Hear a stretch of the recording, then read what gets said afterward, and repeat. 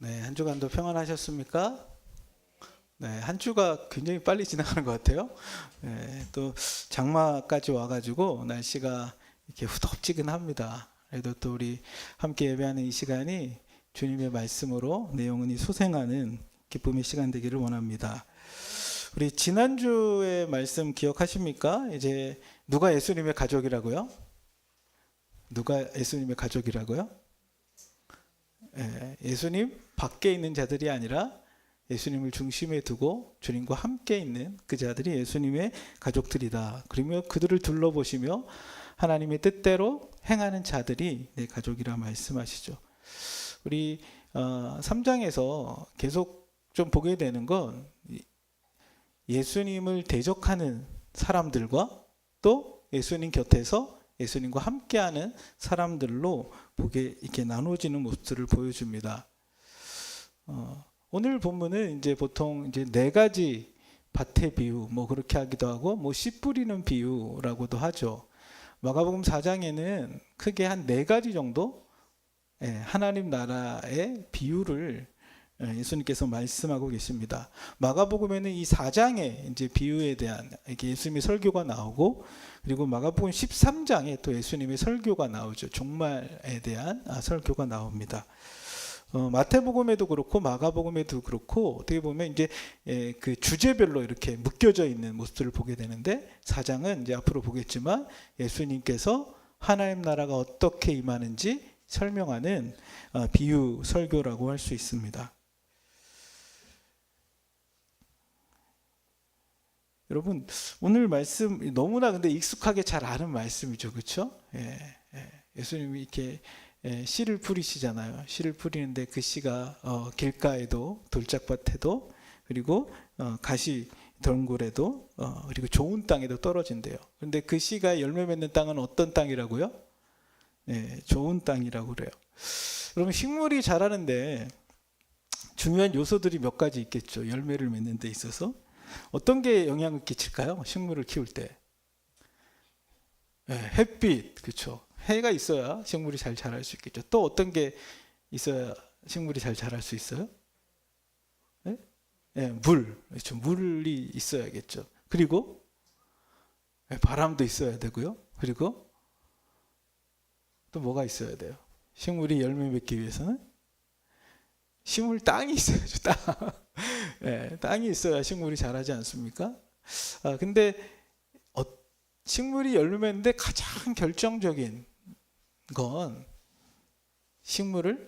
씨를 심어야 열매가 맺는다는 사실이에요. 그리고 어떤 씨를 심느냐에 따라 어떤 열매가 맺혀지는지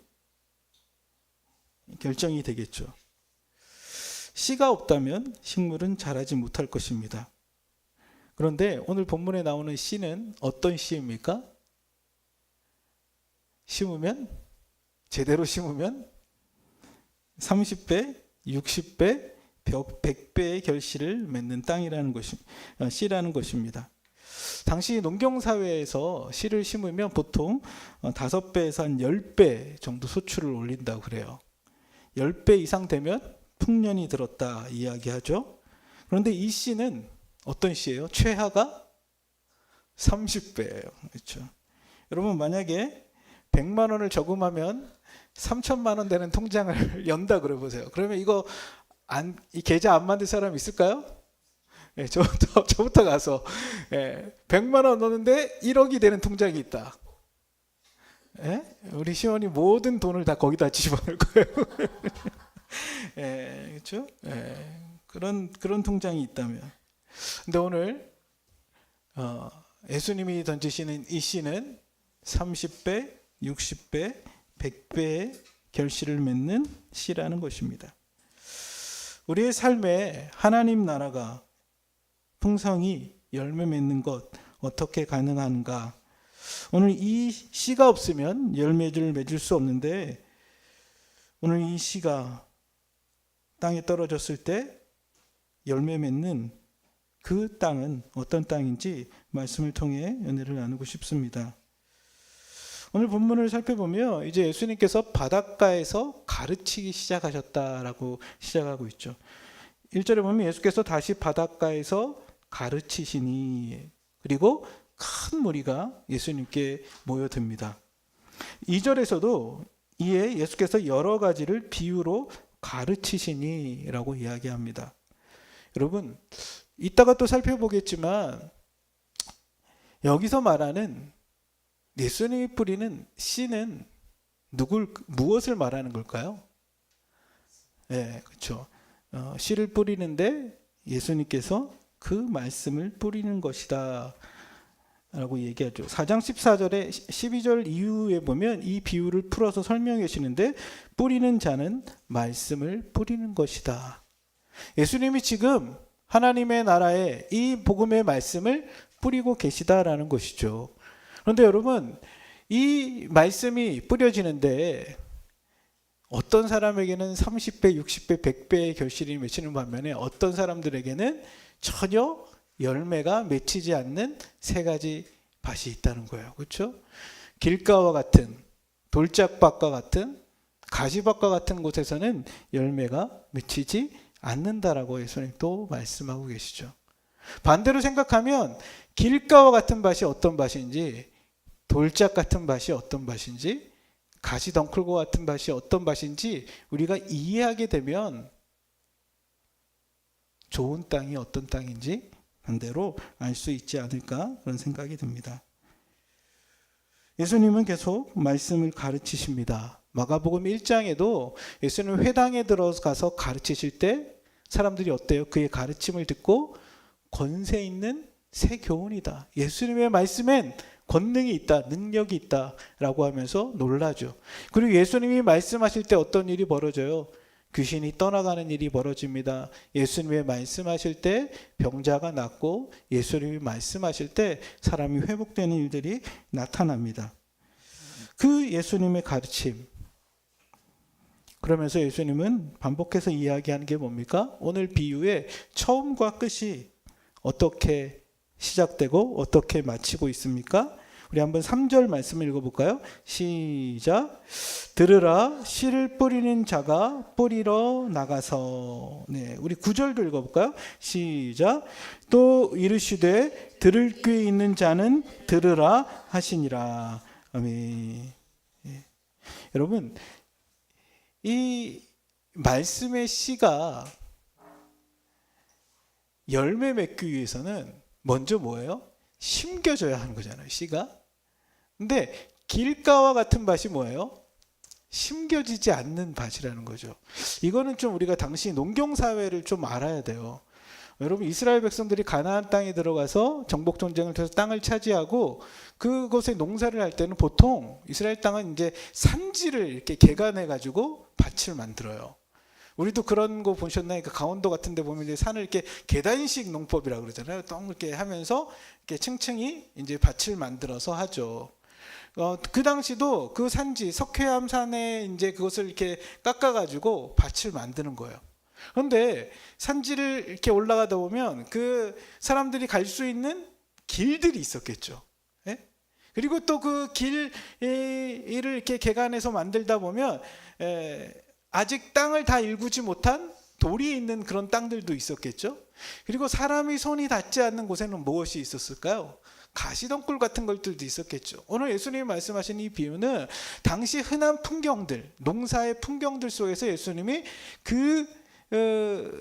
그것을 통해서 비유적으로 하나님 나라가 어떻게 오는지를 설명하고 가시는 것이에요. 근데 농사를 짓는데 어떻게 해요? 농부들이. 우리는 이제 농사 질 때 뭐 벼를 심을 때는 이렇게 모내기를 하고 심지만 이 당시는 이렇게 뭐랄까요? 이렇게 보자기 같은데 이렇게 농부들이 그런 거 그림으로 보셨나요? 이렇게 딱 메고 거기다 뭐 하냐면 씨를 딱 가지고 하죠. 그리고 씨를 어떻게 하는 거예요? 뿌리는 거예요. 씨를 뿌리는데 씨를 뿌릴 때 밭에 좋은 땅에만 뿌릴 수가 없잖아요. 농부가 우선 좋은 땅의 중심으로 뿌리겠지만 씨앗을 뿌리면 이 씨앗이 골고루 퍼지게 뿌려야겠죠. 뿌리다 보면 그 씨 중에는 어떤 씨는 어디에 떨어질까요? 사람들이 통행하는 길가 쪽에 떨어지는 거예요. 근데 여러분, 길은요, 사람들이 많이 다니니까 밟고 지나가겠죠. 그러니까 그 길은 어떨까요? 예? 그 길은 딱딱한 곳이겠죠. 예, 흙이 많지 않은 딱딱한 곳이에요. 그러니까 이 씨가 땅 속으로 들어갈 수가 있어요? 없어요? 없어요. 그러니까 이 씨가 나중에 누가 와서 먹어버리는 거예요? 예? 새들이 와서 이 씨를 먹어버린다라고 얘기하죠.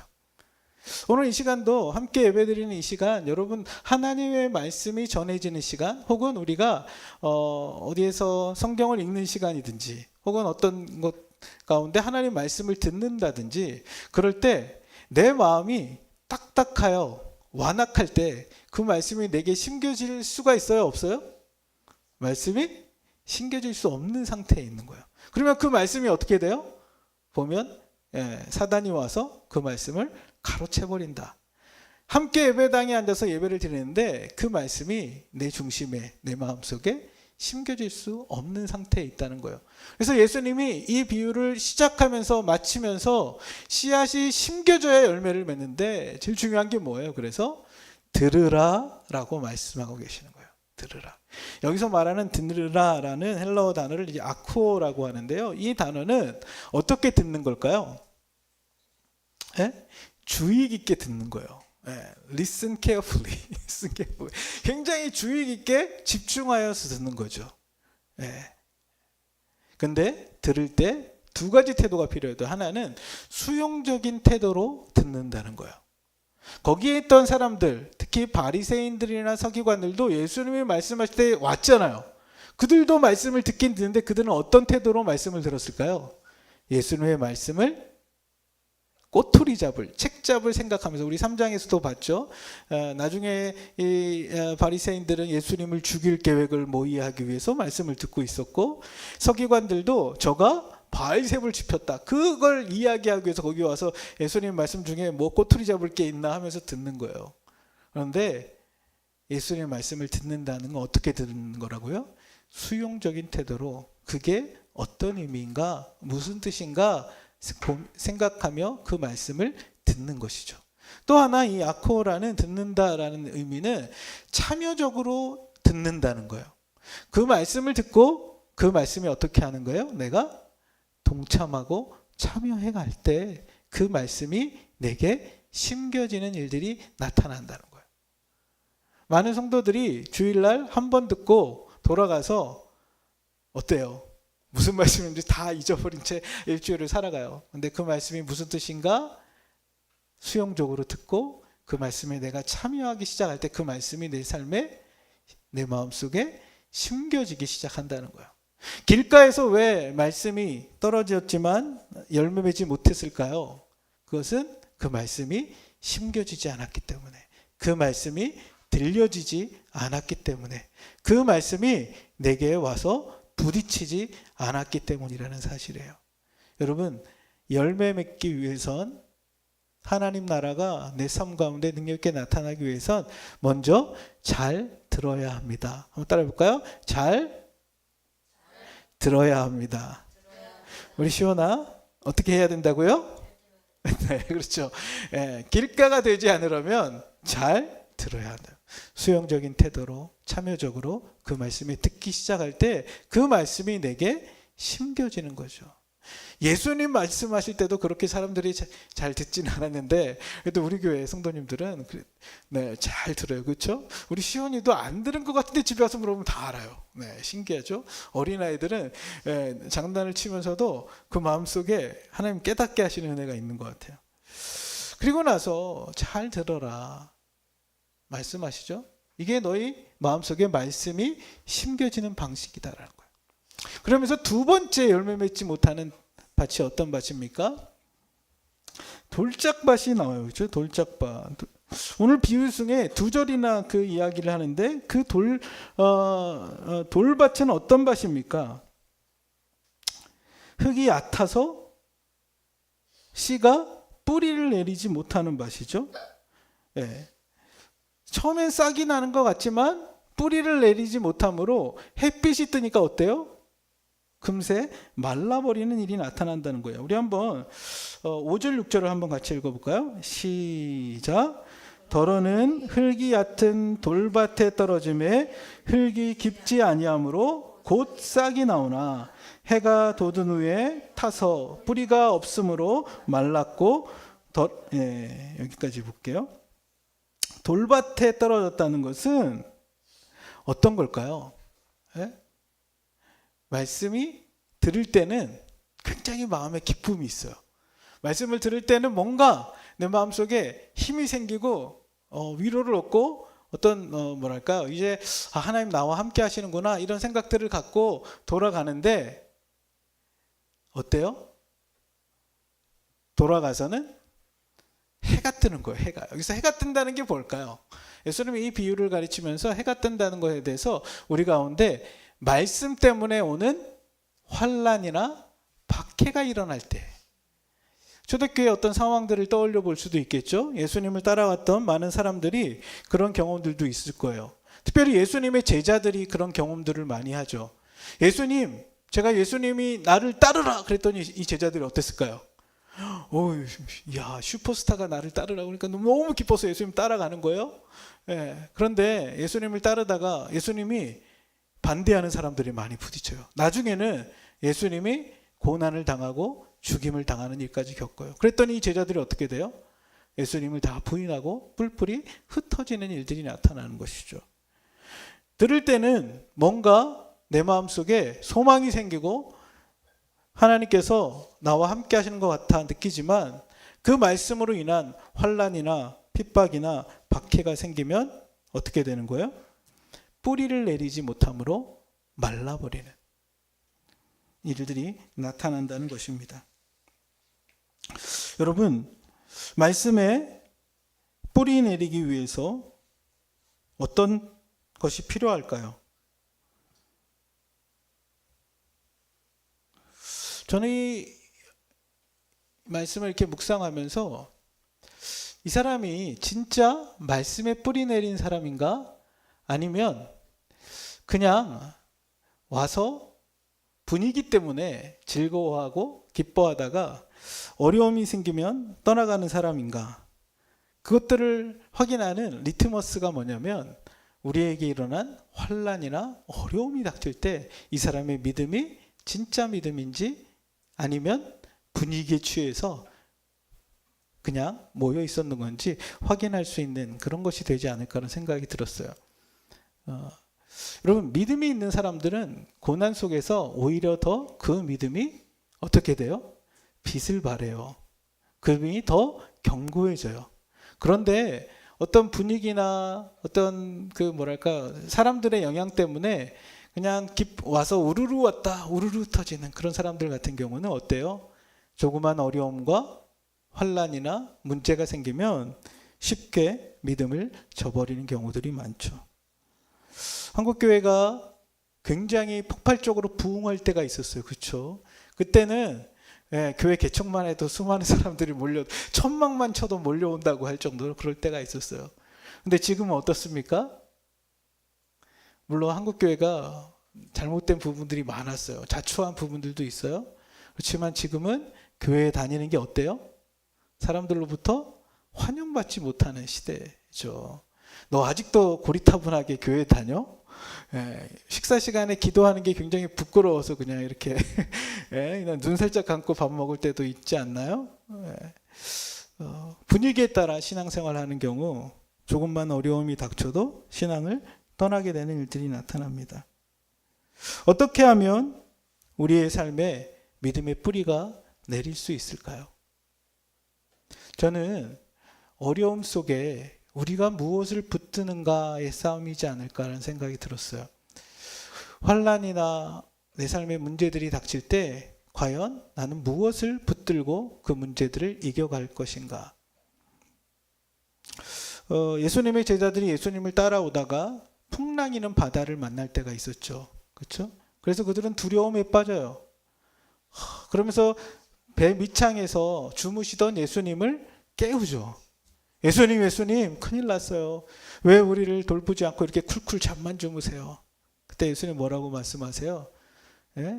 두려워하지 말고 믿기만 해라 라고 말씀하시고 그들의 믿음 없음을 책망하세요. 그러면서 예수님이 풍랑이는 바다를 잔잔케 하시죠. 예수님이 풍랑이는 바다를 걸어올 때도 제자들은 유령인가 하여 두려워하고 무서워하고 있었어요. 그들에게 동일하게 예수님이 말씀하세요. 두려워 말고 나다, 두려워 말라라고 말씀하시죠. 우리의 삶 가운데 문제들이 찾아올 때 우리가 무엇을 바라보고 무엇을 붙들고 살아가는가. 히브리서 기자는 히브리서 12장 1절에서 우리에게 믿음의 주요 온전케 하시는 이인 예수를 바라보라라고 이야기합니다.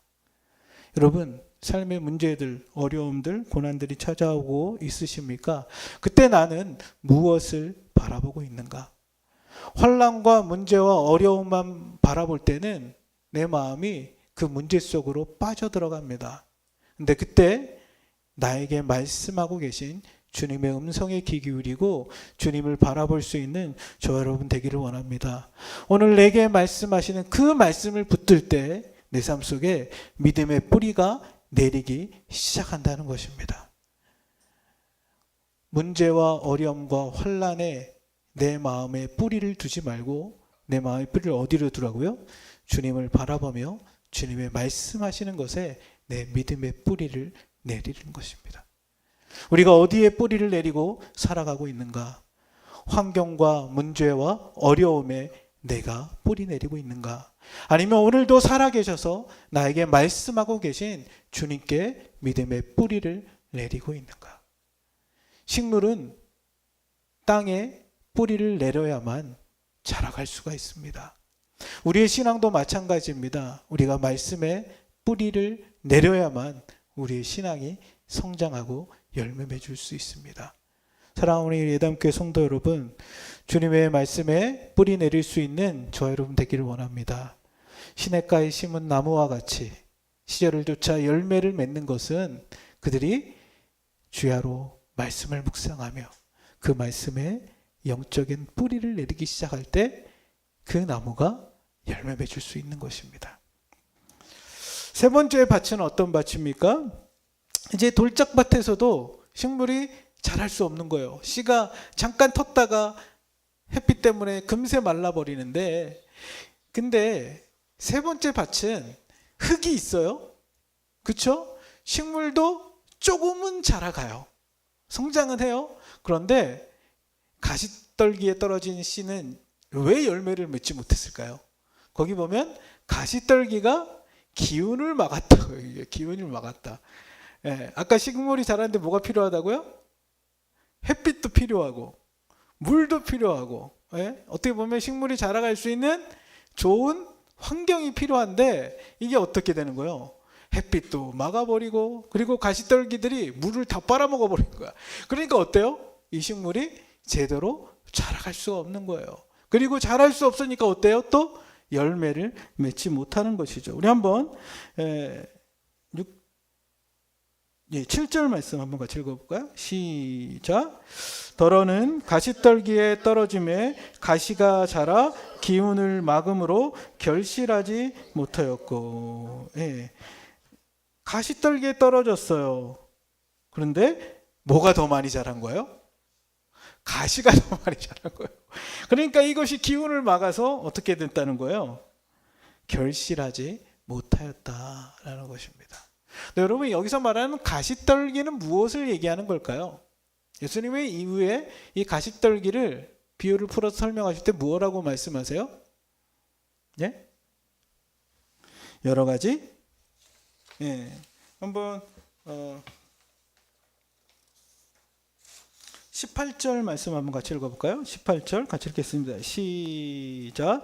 또 어떤 이는 가시떨기에 뿌려진 자니 이들은 말씀은 듣기는 하되 19절 세상의 염려와 재물의 유혹과 기타 욕심이 들어와 말씀을 막아 결실하지 못하게 되는 자요. 아멘. 예, 이 가시떨기가 어떤 거라고요? 세상의 염려, 재물의 유혹, 그리고 기타 욕심이 들어와 말씀을 막아 결실하지 못하게 되었다. 예. 말씀이 있어요. 근데 또 뭐도 있는 거예요? 세상에 대한 염려도 있어요. 말씀이 분명히 내 안에 심겨지긴 했는데 또 무엇이 같이 있는 거예요? 예, 욕심도 있어요. 예, 유혹이 같이 있는 거예요. 여러분, 그렇지 않나요? 예, 우리가 이 땅을 살아가면서 세상의 염려나 재물의 유혹이나 욕심이 사라질 수 있습니까? 우리가 사는 세상에 이 유혹거리들이 얼마나 많아요. 그렇죠? 우리 시원이는 아침에 눈 떠서 저한테 오더니 제 핸드폰을 막 뒤져서 게임을 막 찾더라고요. 여기 이런 게임도 있네 그러면서 이것도 깔았까? 주일날 오기 전에 컴퓨터를 켜고 한 게임을 딱 하고 왔어요. 그렇죠? 이 게임의 유혹, 우리 시원이가 제일 많이 당하는 유혹 같아요. 근데 여러분들이 당하는 유혹은 뭐예요? 돈의 유혹도 있고요. 성적인 유혹이 있을 수 있을 것 같아요. 또 뭐 어떤 유혹이 있어요? 남들이 뭐 하면 배가 아프는 거. 그런 게 뭐가 있나요? 혹은 우리 가운데 있는 염려들 어떤 것들이 있나요? 저는 이 말씀을 이렇게 묵상하면서 때로는 길가가 내 모습 같기도 해요. 때로는 돌짝밭 같은 것이 내 모습 같기도 해요. 때로는 가시밭 같은 내 모습을 보기도 합니다. 염려와 유혹과 내 안에 있는 욕심들이 기운을 막고 있는 것 없는지. 말씀의 기운을 막는다. 말씀이 자라갈 수 없도록 막는 게 뭐가 있을까요? 이스라엘 백성들은 약속의 땅 가나안 땅에 들어가서 십계명과 율법이 있었어요. 그렇죠? 근데 그들이 그 땅을 살아가면서 거기에 있는 사람들을 보는 거예요. 그러니까 어때요? 가나안 사람들이 풍요롭게 살거든요. 근데 그들이 왜 풍요롭게 사나 봤더니 그들이 섬기는 신이 뭐예요? 바알을 섬기는 거예요. 바알을 섬기니까 부자가 되네. 바알을 섬기니까 잘 사는 것처럼 보이네. 그러니까 어떻게 해요? 우리도 우리 구원해 주신 여호와 하나님도 믿지만 바알도 같이 한번 섬겨보면 우리 영적인 축복도 받고 육적인 축복도 받지 않을까 해서 뭐예요? 바알을 섬기는 거예요. 아세라는 다산의 씨거든요. 농경사회에서 자녀들이 많아야 부자가 될 수 있잖아요. 그러니까 어때요? 아세라도 섬기는 거예요. 그러면서 그들이 가나안화가 되는 거죠. 여러분, 우상이 뭡니까? 하나님 아닌 다른 것들에 내 마음의 우선순위를 두고 살아가는 거예요. 여러분, 뭐 부자가 되고 또 세상 속에서 잘 사는 것 자체가 나쁜 게 아니에요. 그렇죠? 근데 왜 그게 우리를 넘어뜨립니까? 그게 하나님의 자리에 차지하기 시작하는 거예요. 십계명은 어떻게 시작해요? 나 외에는 다른 신을 내게 두지 말라로 시작해요. 십계명의 마지막은 무엇으로 마칩니까? 내 이웃의 아내나 육축이나 종이나 그 어떤 것도 어떻게 하지 말래요? 탐내지 말라라고 말해요. 그런데 신약에 가면 탐심이 무엇이라고 말씀하세요? 우상 숭배다라고 말씀하고 계세요. 아담이 범죄했던 이유가 뭘까요? 먹음직하고 보암직하고 지혜롭게 할 만큼 탐스러운 걸 바라보면서 사단이 어떻게 유혹해요? 이것을 먹으면 네 눈이 밝아져 너가 하나님처럼 될 것이다 라는 거예요. 하나님의 자리에 자신을 두는 것, 그것이 뭐예요? 자기가 하나님 노릇하며 살아가고 싶어하는 것. 하나님이 창조한 피조물인 인간이 하나님의 자리에 서려고 하는 것. 그것이 무엇입니까? 그것이 죄요. 그것이 우리가 당하는 우상숭배의 모습이라는 것입니다. 혹시 여러분 마음 가운데 하나님이 있어야 될 그 자리에 다른 것이 있는 것 있습니까? 저는 하나님 주일날 예배도 잘 드리고 매일 큐티도 하고 또 뭐 하는데 뭐 제가 그런 게 있나요? 그런데 어느 날 돌아보면 순간 하나님의 자리에 내가 두는 어떤 것이 슬며시 들어와 그 자리를 차지할 때가 있습니다. 때로는 쇼핑이 내게 우상이 되기도 합니다. 때로는 세상이 주는 잠시의 즐거움이 내게 우상이 되기도 합니다. 근데 여러분, 사단은요, 우리가 무엇이 약한지 잘 알아요. 그렇죠? 그래서 우리가 내 능력으로 다이다이로 붙으면 어떻게 될까요? 다이다이 그러니까 저는 1대 번번이 깨져요. 내 힘으로는 적수가 안 돼요. 예? 아까 우리 근데 찬양할 때 무슨 찬양했어요? 육체의 정욕을 이길 힘은 뭐라고요? 예, 그리스도의 보혈의 능력이라는 거예요. 내 힘과 능력으로가 아니라 보혈의 능력을 힘입어 누구께 나아가는 거예요? 하나님께 나아가는 거예요. 내가 넘어진 그 자리가 있습니까? 내가 유혹당하는 그 자리가 있습니까? 내가 실패한 그 자리가 있습니까? 내게 가시덤불과 같은 것이 있습니까? 그것을 가지고 누구에게 나아가는 거예요? 하나님께 나아가는 거예요. 하나님, 제가 요즘에 이런 것 가지고 잘 유혹에 빠져요. 여러분, 유혹을 이기는 길은요, 유혹을 감춰둬서는 절대 이길 수 없어요. 네? 어떻게 하는 거예요? 그것을 하나님께 가지고 나가는 거예요. 혹은 유혹에 빠지기 전에 여러분 신뢰하는 분들에게 얘기하세요. 나 요즘에 이게 내 마음속에 계속 유혹거리로 찾아와. 날 위해서 기도해줘. 기도 부탁하세요. 네? 오히려 그것을 오픈하고 이야기할 때 그것이 내 마음속에서 힘을 잃어요. 그런데 계속해서 그걸 주야로 묵상하는 거예요. 그 유혹을. 오늘 와서도 유혹 묵상하고 내일 와서도 묵상하면 반드시 그 유혹에 빨려 들어갑니다. 유혹이 있을 때는 어떻게 하라고요? 그리스도의 보혈의 능력을 힘입어 하나님께 나아가 주님 앞에 고백하십시오. 그리고 내가 시험에 들지 않도록 신뢰하는 분들에게 이야기하시고 함께 기도의 도움을 요청하십시오. 여러분, 그래서 에베소서 5장에서는요, 우리가 성령의 충만함을 입으라 그래요. 술 취하지 말라. 이는 방탕한 것이니 성령의 충만함을 입으라. 내 마음속에 주의 영으로 충만해질 때 주의 영께서 세상의 유혹과 욕심과 탐욕으로부터 싸워갈 힘을 주십니다. 우리가 죽는 순간까지 이 싸움은 결코 끊어지지 않아요. 여러분, 저라도 유혹이 없겠습니까? 저도 어제 잠을 못 잤어요. 어제 왜 잠을 못 잤냐면, 아무튼 그런 일이 있었어요. 아무튼 여러 가지 염려, 걱정, 유혹들이 찾아오는 순간들이 있어요. 기도하는 거죠. 주님, 하나님께서 우리 삶을 붙들고 계신데 제가 그것 때문에 너무 염려하지 않도록 주님 지켜주십시오.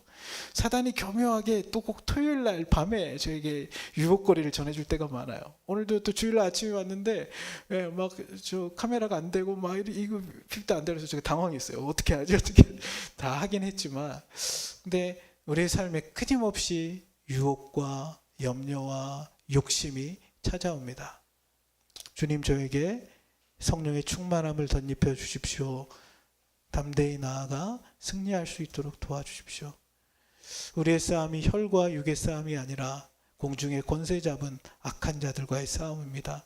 사단은 호시탐탐 우리를 무너뜨리고 넘어뜨리려고 합니다. 주님, 도와주십시오. 그런데 놀라운 것은 다윗이 다윗됐던 건 광야의 시간이 있었기 때문이잖아요.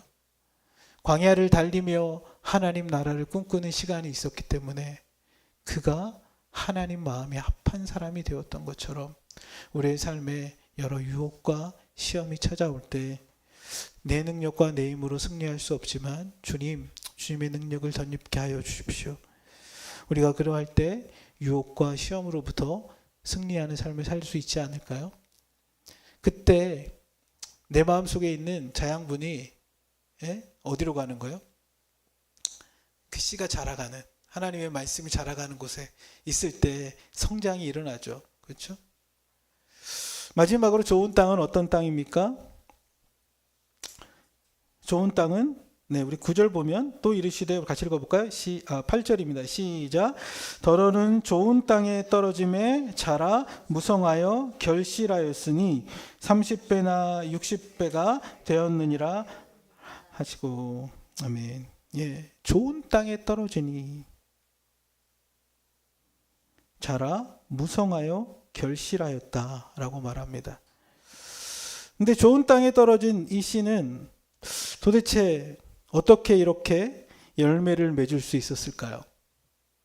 자라 결실하여 열매를 맺었다 이야기합니다.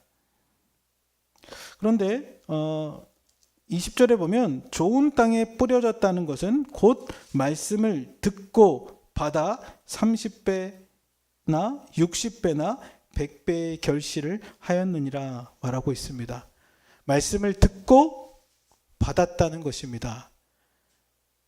그런데 그 말씀이 내 마음속에 심겨졌을 뿐만 아니라 받아들여져서 그 말씀이 자라 결실하였다 이야기합니다.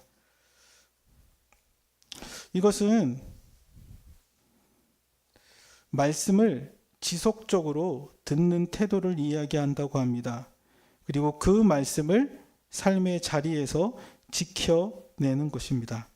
그러한 삶이 지속될 때 그 속에서 열매가 맺혀진다고 말씀합니다. 누가복음 9장 15절에서는 이 말씀을 이렇게 말씀합니다.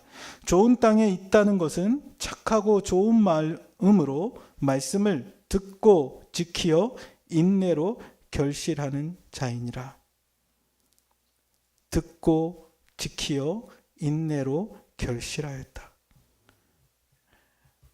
예수님은 계속 말씀을 들으라 말씀합니다. 그리고 좋은 땅은 이게 이제 시제로 가시밭과 돌짝밭의 차이가 있는데 직설법 현재 능동태로 되어 있다는 거예요. 이것은 지속적으로 계속해서 그의 삶에서 나타나는 삶의 특징이라는 것입니다. 말씀을 듣고 지키어 인내로 결실하는 자들의 땅이 어떤 땅입니까? 좋은 땅이라고 이야기합니다. 단순히 듣고 잊어버리는 땅이 아니라 듣고 그 말씀을 지킨다는 것입니다.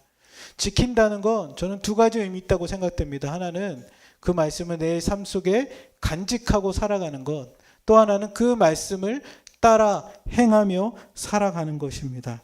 우리의 삶에 말씀이 열매 맺기 위해서는 듣고 지키는 삶이 있어야 합니다. 말씀을 듣고 지킨다.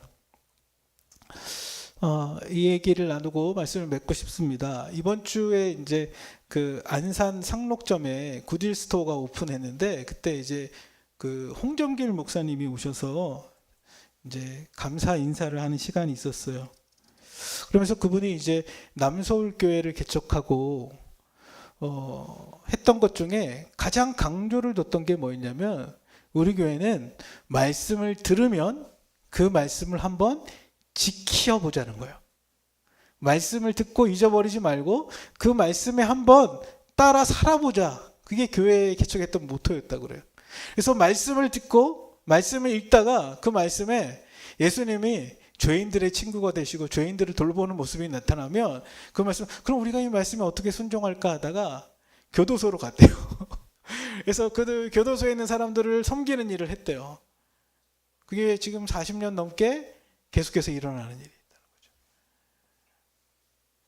한 번은 지금 이제 목사님이 이제 은퇴하시고 나서 교회를 그 다음에 남서울 은혜교회를 개척을 했거든요. 근데 그분이 그 개척했던 이유가 뭐냐면 말씀을 보다가 예수님이 장애인들 앞에 멈추어 서셔서 그 장애인들을 돌보고 그 장애인들을 회복하는 걸 보면서 그 교회 성도들 중에 장애인 가족들이 많았대요. 그래서 그 가족들의 기도 소리가 자기 마음에 계속 울리는 거예요. 그 어떤 어머니가 내가 이 아이보다 하루만 더 살게 해주세요. 그렇게 기도하는 거 보면서 그분이 생각했던 게 뭐냐면 우리 교회는 장애인들과 함께 예배할 수 있는 그런 교회가 되겠다 생각했대요. 예, 그래서 보통 이제 장애인 부서는 있지만 실제 장애인이 함께 예배 현장에 와서 같이 예배하는 교회들은 그렇게 많지 않거든요. 예, 그래서 어떻게 했냐면 우리 함께 장애인을 섬기는 교회를 만듭시다. 그랬더니 다른 건 다 할 수, 그 전에 뭐 선교 사역도 하고 남북 나눔 운동도 하고 뭐 코스타도 하고 막 설교에서 많이 했어요. 근데 그거는 우리가 좀 감당하기 좀 어렵겠다. 그래서 어떻게 했냐면 목사님 기도하시다가 20년 교회 사역을 하고 사임을 하셨대요.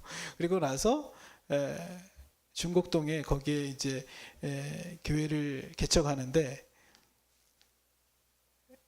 어떻게 할까 고민을 하다가 두 교회가 이제 합쳐지면서 이제 교회를 개척하시기를 하셨는데 그냥 우리 예배당 없이 해보자. 그리고 장애인 학교를 만들어서 그 학교를 미랄복지재단에 기증을 한 거예요. 그리고 그 학교에서 우리 예배 드립시다 하면서 시작된 게 이제 남서울 은혜교회였다고 그러더라고요.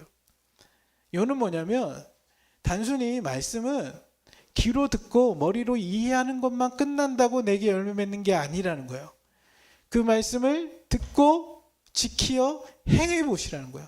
그러면 그 말씀이 내 삶에 역사하는 그 말씀이 어떻게 일하는지를 경험하게 된다는 거예요. 한 주간 우리가 교태할 때 이 말씀이 내 삶 속에서 어떻게 지켜 행할 것인가 한번 고민해 보세요. 우리 공동체가 함께 이 말씀을 듣고 지켜 행한다는 것은 무엇일까?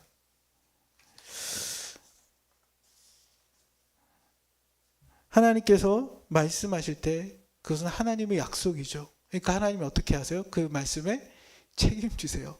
근데 그 말씀에 우리도 같이 그 말씀을 내가 붙들고 살아가기 시작할 때 그 말씀을 이루시는 분은 누구일까요? 그러면 하나님이시죠. 왜냐하면 하나님 그것을 약속하셨기 때문이에요.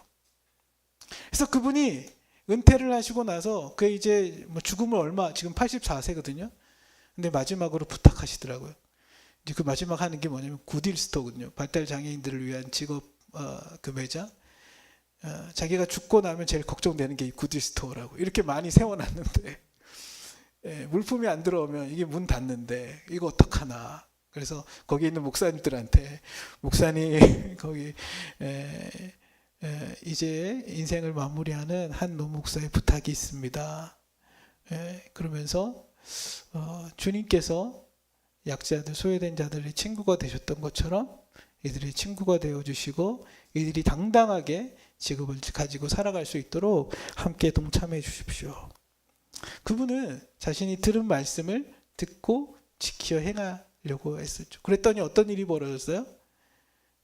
30배, 60배, 100배의 열매들이 맺혀져요. 여러분, 이 남서울 은혜교회가 이제 했던 것 중에 하나가 뭐냐면 어떤 것 사역을 하면 교회 안에 두지 않고 교회에서 잘할 수 있는 전문가를 모셔서 분리해서 잘할 수 있게 그 교회는 서포트하는 역할을 했다고 그러더라고요. 그리고 나서 그것을 유능하게 할 수 있는 교회 안에 있는 교회 안에서 이렇게 하다 보니까 그것이 제대로 일이 안 된다는 거예요. 뭐 일주일에 한 번, 한 달에 한 번 모여서 장로들이 얘기해가지고 결정하는데 그 일이 제대로 되겠냐고. 그걸 정말 교회에서 하는 게 허접하게 하지 않고 스페셜하게 할 수 있는 방법이 뭘까 고민했던 게 뭐냐면 잘할 수 있는 사람을 세우고 교회는 그를 서포트해주는 역할을 하는구나. 그래서 그분이 코스타도 교회에서 시작했지만 밖으로 내서 코스타 북미 유학생 수련회들이 시작이 된 거죠. 남북 나눔 운동도 이 교회에서 시작했지만 분리해서 할 수 있도록 내보냈다고 그러더라고요. 그리고 또 그 GMTC라는 선교 훈련하는 단체 있어요. 여기 안에 여러 선교 단체들이 모여 있거든요. 그래서 잘할 수 있는 김태형 목사님을 모셔서 이분의 교회는 서포트하고 이 GMTC에서 잘 훈련받을 수 있도록 우리가 지원하겠습니다 하면서 했다고 그러더라고요. 저는 그걸 보면서 뭐 그분은 그분의 방식대로 또 말씀을 듣고 지키려고 애썼던 거죠. 그랬더니 어떤 일이 벌어졌어요? 30배, 60배, 100배의 결실이 맺혀지죠. 2011년 송파에 자그마한 곳에서 굿일스토어가 시작이 됐어요. 그런데 올해 지금 이제 제가 그거 너무 잘 알잖아요. 매달마다 오픈하거든요. 이제 42호점 오픈하고 다음 달에 이제 7월에 또 43호, 44호 계속 오픈하는데 참 보면서 지금도 하나님은 하나님의 방식을 신뢰하고 그 말씀에 자기의 삶을 들여 짓고 지키어 행하려고 하는 사람 통해서 일해 가시는구나 그런 것들을 많이 느낍니다. 말씀을 맺고자 합니다. 여러분 다 삶에 30배, 60배, 100배의 결실이 있기를 원하시겠죠? 내 삶이 그냥 이러다게 그냥 시들어버리고 말라져 없어버려지거나 혹은 뭐 피지도 않고 뭐 꼬꾸라지거나 그러고 싶지 않잖아요. 근데요 삶 속에 하나님 나라가 열매 맺어가는 삶이 뭐라고요? 먼저는 들어야 심겨진다는 거예요. 우리의 말씀이 하나님의 말씀이 내게 들려지는 은혜가 있기를 축복합니다. 그리고 그 말씀이 열매 맺기 위해서는 뿌리를 내려야 된다는 거예요. 뿌리를 내려야 된다. 내 삶에 여러 가지 어려운 문제들이 닥칠 때 내가 무엇을 바라본가, 내가 무엇을 붙잡을 건가, 그 시름 앞에 주의 말씀에 믿음의 뿌리를 내릴 수 있는 저 여러분 되기를 원합니다. 내게 다가오는 여러 가지 유혹과 염려와 욕심들이 찾아올 때 주님 앞에 그것들을 가지고 나아가 고백하십시오. 주님, 제 힘으로 그것을 이겨낼 수 없습니다. 성령의 충만함을 덧입혀 주십시오. 그 가운데 주님께서 내 삶 가운데 일하시는 것들을 보기를 원합니다. 유혹과 염려와 걱정들 속에서 사로잡히지 않고 주님 이겨나갈 수 있도록 힘을 더하여 주십시오. 날마다 보혈의 능력을 힘입어 주님께 나아가 고백하며 성령의 충만함으로 살아갈 수 있기를 원합니다. 그래서 우리가 그 말씀을 듣고 지키어 인내함으로 결실하는 우리 모든 성도님 되기를 주의 이름으로 축복합니다. 함께 같이 기도드리겠습니다. 하나님